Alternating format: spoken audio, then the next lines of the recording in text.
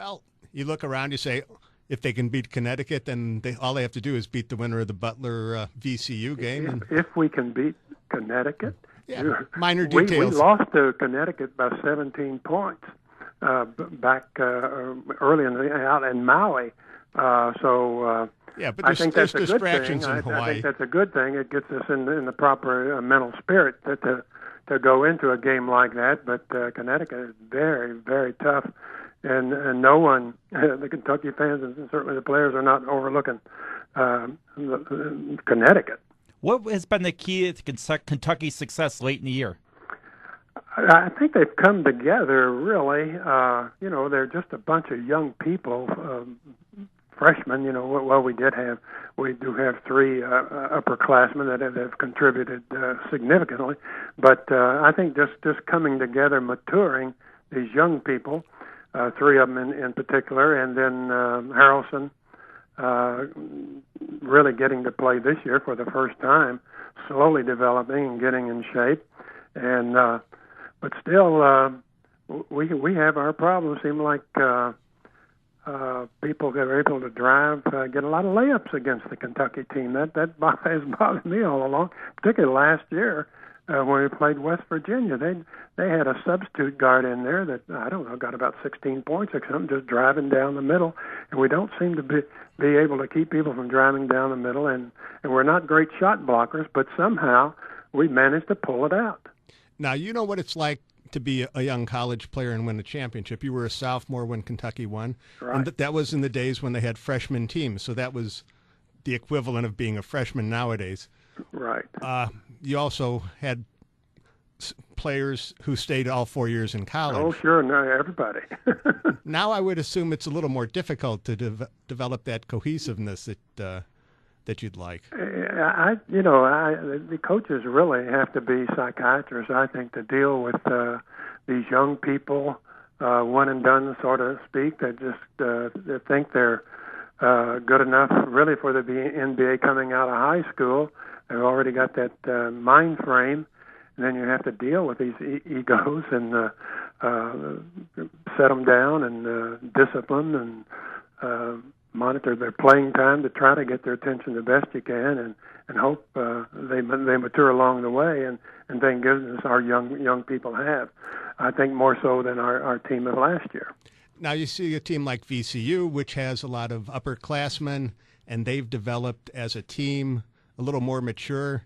And there's that trade-off of maturity versus, just flat-out ability of young guys who will be one and done.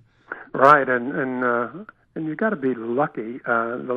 We've shot very well in this tournament, as so many of the other teams do. But it seemed like our 3-point shooting has just been tremendous, and that sort of has carried us through at times.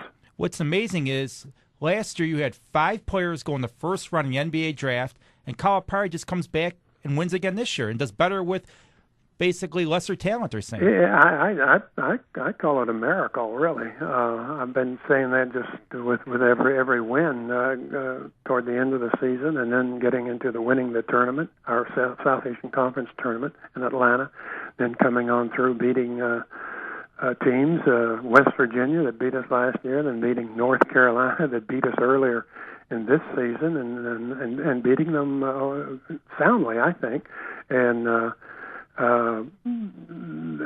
they just matured for young people, and then our veterans have come through strongly. I think it's a little bit of a miracle for Big Blue. Now, as a former AD, is it my imagination, or do coaches move around a lot more frequently than when you were the athletic director? I think so. I played for Coach Rupp, and he was there, I think, 42 years, and then Joe Hall was there 10 or so, and I think it's a relatively new phenomenon, and I don't know. Well, I guess it has to do with money. Okay, I'm an attorney, and when you have a contract, but it seems like the NCAA lets these coaches go wherever they want. I mean, when you were the AD, wouldn't it upset you if, say, Joe Hall came to you or Eddie Sutton after you and said, you know what, I got a better offer from Missouri, kind of like what happened with Purdue yesterday. I want an 8-year extension of my contract or else I'm leaving. Seems like there was a little bit more of a loyalty back 20 years ago. People were settled and wanted their families. You know, many of them were rearing children and wanted to settle life, but that seems to be less and less significant now. And there's musical chairs every year, and it has to do with the almighty dollar. Yeah. Speaking of dollars, there seems to be more sentiment now than ever that the players should be compensated with more than just a college education, that money should enter into it above the table. That's an age-old argument, and I was just listening to something recently on television about it. Very, very interesting.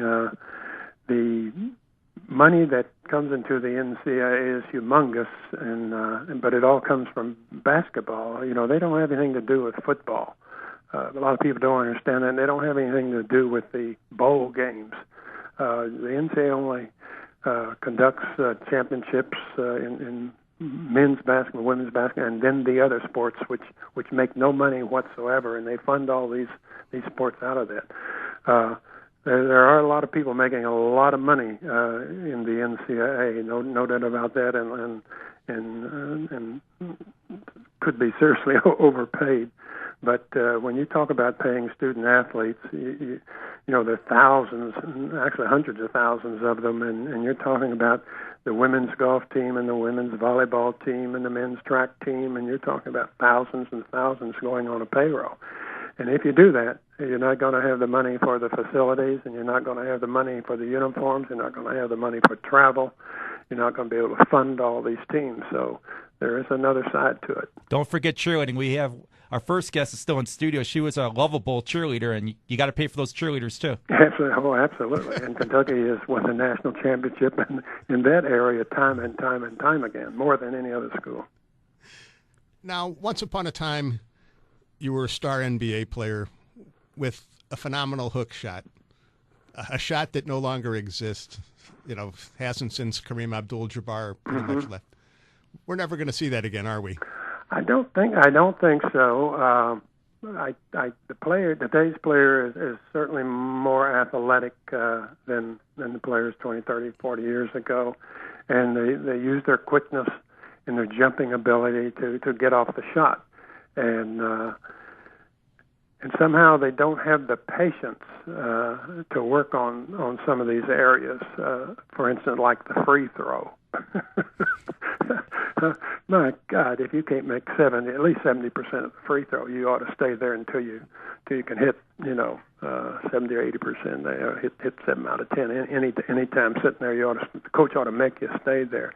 And the hook shot's the same thing. It's just a foreign shot. It's almost like a layup where the finger roll. A hook shot is almost like that, and it's alien to anything you've ever done because you're not pushing the ball. And to get any feel out of the touch of the ball as you hook it, it's just totally different than any other shot, and it takes tremendous patience.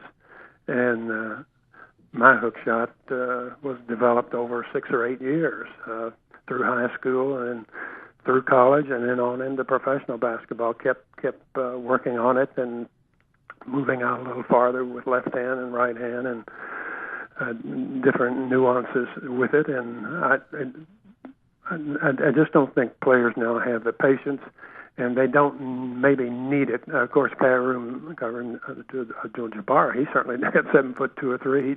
He really didn't need the hook shot. But and Wilt Chamberlain really didn't have a hook shot. Bill Russell really didn't have a hook shot. There weren't as many around as you might think. But it's a lost art, really. Did you get a lot of grief in St. Louis, being that they traded the rights to Bill Russell to acquire you? I was a little 6'4" college center, and actually the trade really was for Ed Macaulay, who was with the Celtics, who was a St. Louis University ball player, and had played for the Celtics a few years. And it was the second year that the Hawks would be in St. Louis, having come down from Milwaukee, so they wanted some local recognition there. So they really went after a star in the NBA at that time, Ed Macaulay, and I was just sort of thrown in on it for the Hawks draft choice, which was the number 2 draft choice that year, believe it or not, and the number 1 draft choice was the Rochester Royals, and they took Cy Hugo Green, and then the Celtics came along and took Bill Russell. So the Hawks had a chance to have Bill Russell. The Rochester Royals had a chance to have Bill Russell, so they just can't blame it on me. Kind of like Chicago with Sam Bowie getting taken by Portland and the Bulls getting Michael Jordan. Right. Well, right. So, but it turned out actually well for both teams. My first year, we played Boston in the championship. Boston had never won anything. And they had Bill Russell, Sherman, Cousy, Heinsohn, Ramsey, Luskatoff, those guys, and they beat the Hawks in a double overtime in the 7th game at Boston for their first championship. A double overtime in the 7th game. The next year we beat them in 6 games in St. Louis for our championship, and they ran off a bunch of them after that. But we played them 4 out of 6 years and won one of them, and as it turned out to be a pretty good trade for everybody. Yeah, if the owner, Ben Kerner, had been a little more patient and waited for Russell to come from the Olympics, he might have had a dynasty. Well, a lot of social things were going on at that time. St. Louis was a southern sort of city, and Bill Russell was coming from San Francisco, and I think there was some talk that maybe he wouldn't be happy in St. Louis at that time. So some politics were involved at that time. You were teammates in college with Frank Ramsey. We had Frank on last week. Do you ever talk any trash with Frank and say, listen, I'm the first guy from Kentucky to make the Basketball Hall of Fame? We were teammates. We were roommates. We were great friends. He has a son named Cliff. So we've been close all through the years. Highly competitive in professional basketball. And there were only 8 teams in 1956 when we started playing. The Minneapolis Lakers were in Minneapolis. They weren't in Los Angeles. The Warriors were in Philadelphia. So St. Louis was the farthest west, farthest south team at the time. So we had to end up, and we still played the 82 games. So we ended up playing 8 or 9 times during the season, and you play another maybe 7 games in the playoffs. You might play somebody 17, 18 times, and in that time you could build up a little animosity, no matter how close your friendship was, because you could remember what happened before and so forth. But we maintained a great relationship and would go out for dinner after games, that kind of thing. Not quite like the camaraderie I see today among the players, where they're hugging after the ball games and doing all that kind of stuff. And when we didn't even shake hands after. We were really incensed after a loss, and the last thing we wanted to do is shake somebody's hand. Now, growing up in St. Louis, I remember listening to Buddy Blattner broadcast the games and call you Little Abner. Is he the one who came up with that nickname? Yes, he did. Weirdly enough, and it was really sort of radio name. Nobody else ever called me that.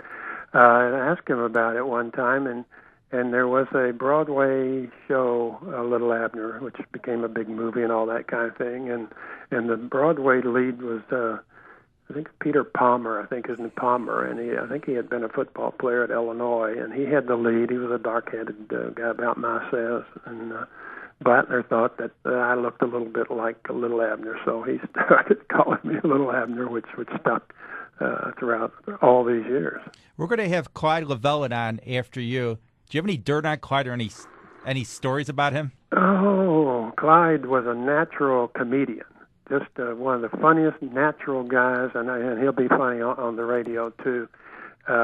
Just had a real sense of humor, unusual talent. Had a real wheelhouse hook shot with his right hand, and then he could sit out at the top of the key and hit a which would now be a 3-pointer. We didn't have that when we played, but it opened up our middle, and Russell would have to come out, and then it'd give Bob and Pettit and me a chance to operate maybe underneath. But wasn't the swiftest guy getting up and down the court, back on defense, that kind of thing.